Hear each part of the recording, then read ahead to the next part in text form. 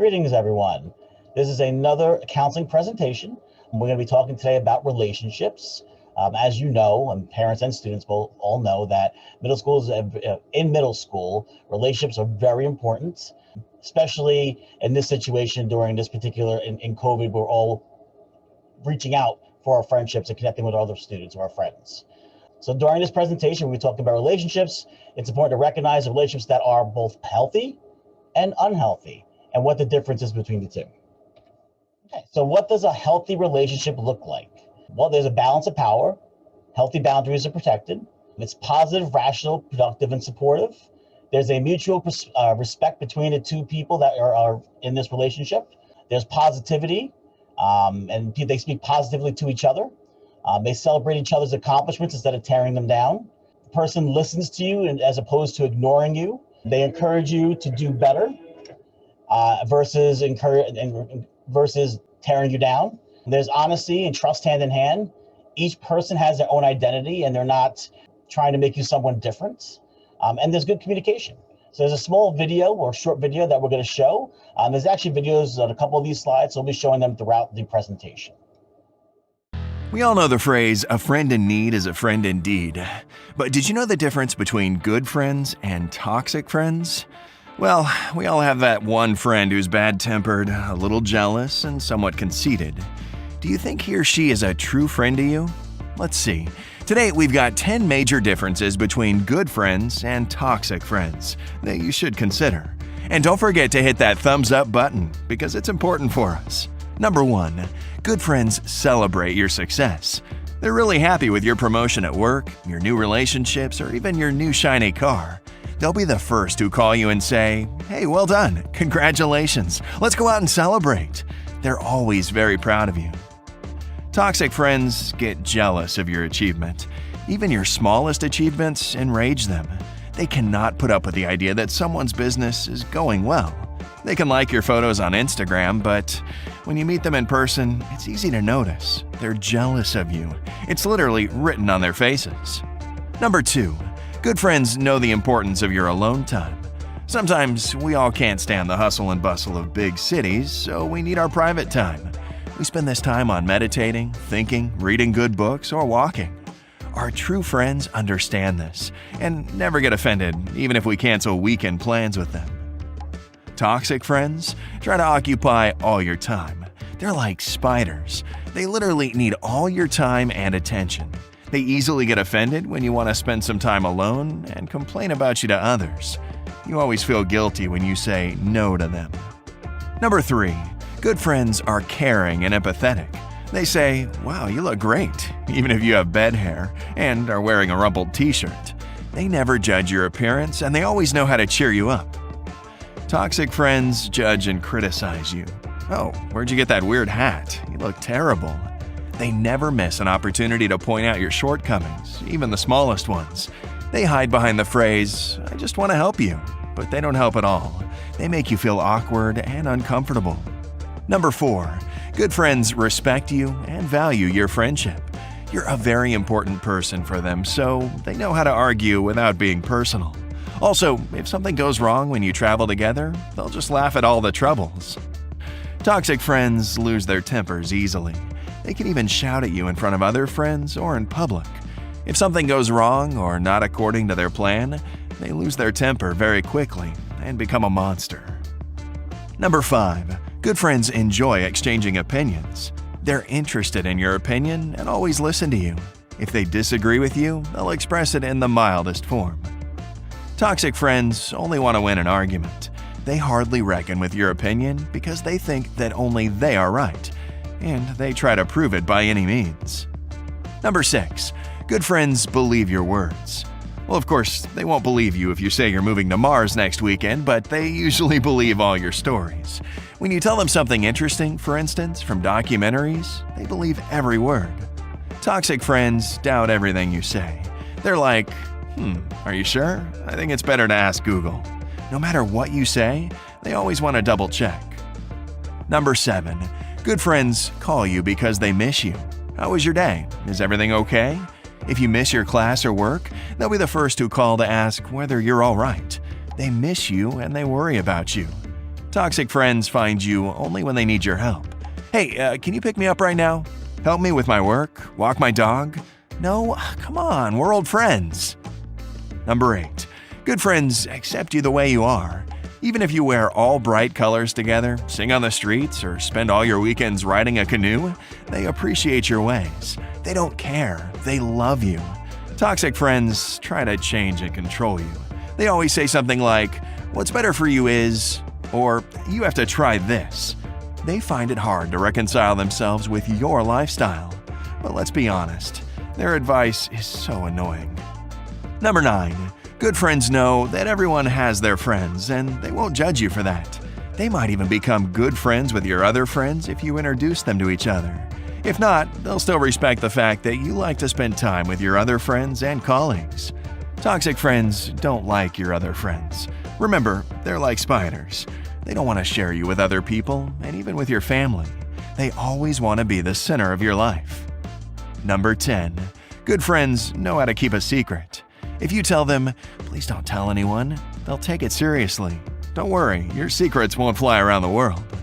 Toxic friends say things they shouldn't say, and they always add, "I shouldn't have told you this." If your friend tells you others' secrets, it means he or she would spread your secrets as well. Just avoid their company. Gossip is not the best pastime. So, have you recognized some of your friends?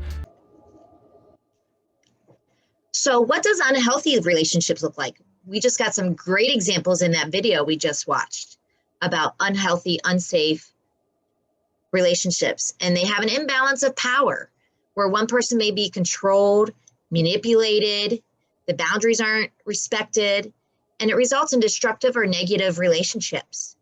For instance, a person is controlling and disrespectful. They may not allow you to be your true self. For example, you may be a very friendly person that's friends with everyone. And if they tell you not to be friends with someone, that's very controlling. They may criticize what you wear. They don't like your style. And if they're putting you down, is that really a friend? They try to embarrass you in front of others on purpose. They attempt to keep you away from other friends. They like to monopolize all of your time and keep you to themselves. The person may become physical with you. Anything that's physical is not appropriate. They may try to make you do something you don't want to do. They may try and talk you into something bad. That's not what a friend does. Recognizing strong emotions. Strong emotions such as anger is one that we feel when we get angry with someone. It's very strong, it's constructive. For instance, if a person is upset about an unfair law, they may take action to make a change. However, if this anger gets out of control, it becomes very destructive, and that's what makes it negative. And I'm just going to point out, in the world we're in right now, we've seen a lot of destructive anger behavior, especially a couple of weeks ago, the Wednesday at the Capitol. That's destructive behavior where you're going and you're tearing down a building and hurting law enforcement. So when those emotions run out of control, it becomes destructive. So when you're feeling that way, quick tip, the goal is to never get angry, because that's not how life goes. You're going to get angry. It is how we react with that anger. We must learn to respond appropriately. So at this time, we're going to play a little video about emotion. Welcome back to everybody's favorite game show, Name That Emotion. The game show where it's all right to be in your feelings. Here are the rules of the game. First, you will hear a scenario.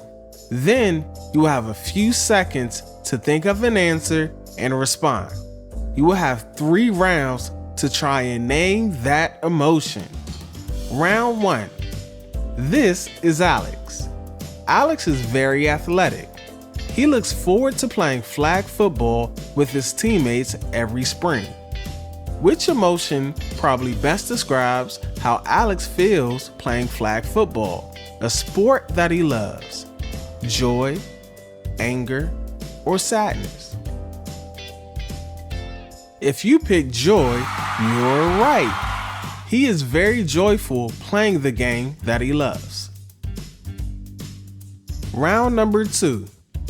Due to the coronavirus, Alex just found out that the flag football season was canceled. How do you think Alex felt when he found out that the season was canceled? Disappointed, surprised, or fearful? That's right, he's feeling disappointed. He's disappointed because he was really looking forward to playing flag football. If you said surprised or fearful, explain why. Round number 3. Alex got a surprise call from one of his favorite football players, Lamar Jackson of the Baltimore Ravens. Lamar told Alex to keep his head up and that when the NFL season came back, he would get him and his teammates VIP tickets to attend a Baltimore Ravens game. Now, how do you think Alex is feeling? Jealous, excited, or bored? You got it. If you said excited, you are absolutely right. Thanks for playing Name That Emotion.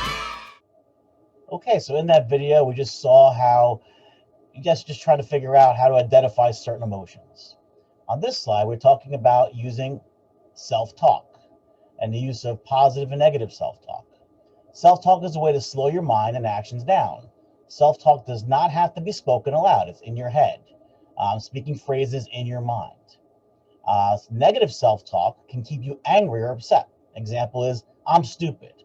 I'll never be able to do this. Why do I even bother? These are all things you're saying inside your head. That's negative self-talk, and that keeps you in that negative mindset. And then you have positive self-talk, and that calms us down. It helps us stay in control. And that's like if you're sitting for a test, I can do this. I can pass this test. Or everything will work out fine.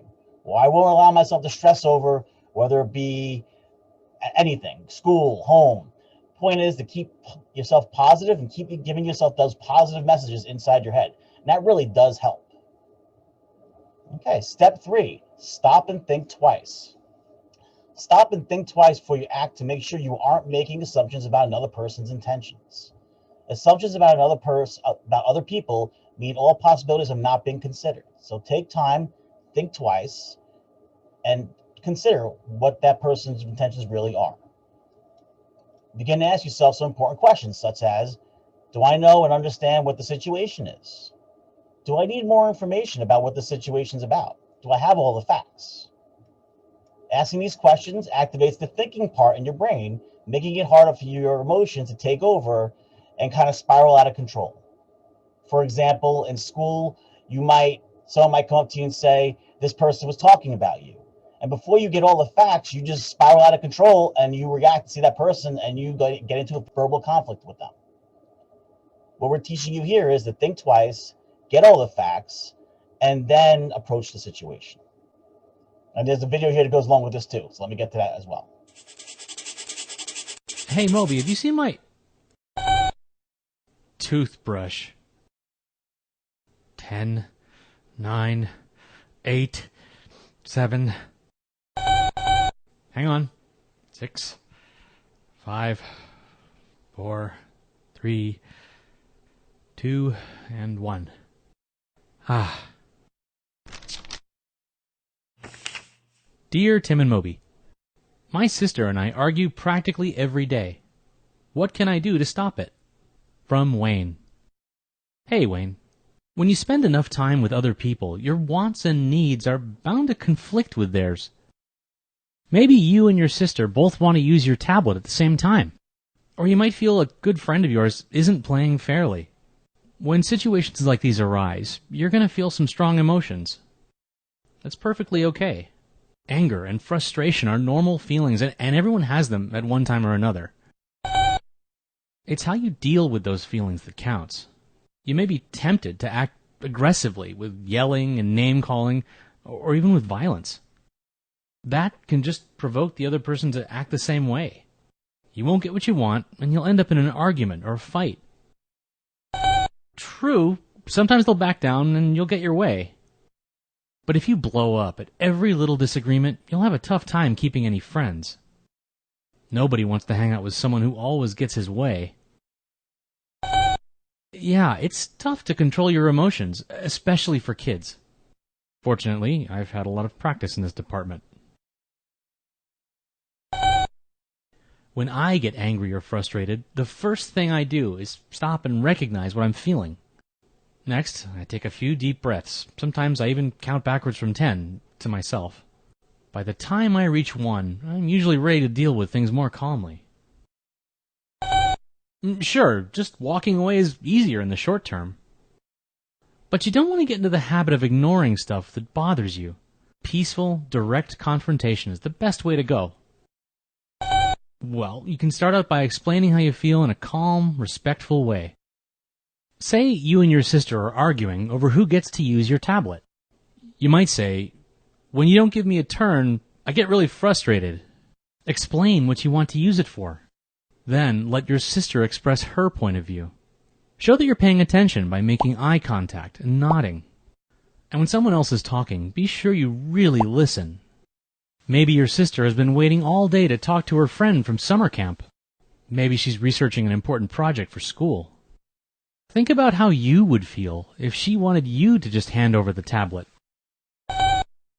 People are more reasonable when they see that you understand where they're coming from. You could say something like, "I don't want to interrupt you and your friend. Can you let me know when you're done?"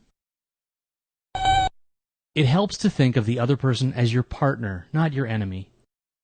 The real enemy is the problem you're both trying to solve. Still, if things get a little too heated, you might want to call in another person to mediate the dispute. It can be anyone you trust to be fair, a family member, a friend, a classmate, even a teacher. The mediator can decide when it's each person's time to talk and make sure that everyone acts in a respectful manner. The best solutions involve a compromise. Each side gives a little ground. For example, you and your sister can set a schedule for sharing your tablet. Instead of the dispute ending with one person losing, we get a win-win situation. Oh, right. Well, Moby, when you use my toothbrush to clean your toes, I feel grossed out. I wonder how long it's been going on, and I get sick to my stomach. I see. You get carbon buildup on your toes, and it's really uncomfortable. Maybe there's a solution we can both live with.